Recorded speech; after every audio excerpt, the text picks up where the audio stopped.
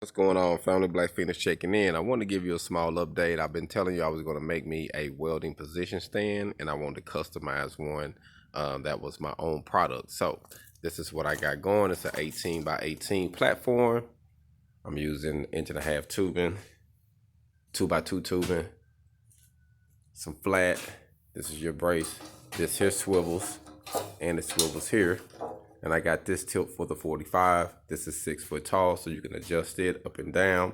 And I'm gonna post a picture when I post this one because I found one that wasn't as cool as this one in my personal opinion, and it was almost $1,100. Almost $1,100, and I can make you a custom one that's completely custom for $500. That's half price. And the platform is a 1/4 inch. Very, very sturdy. So I'm all about products over talent. So I'm about helping people gain their skills and make some skills to make money. HogOn.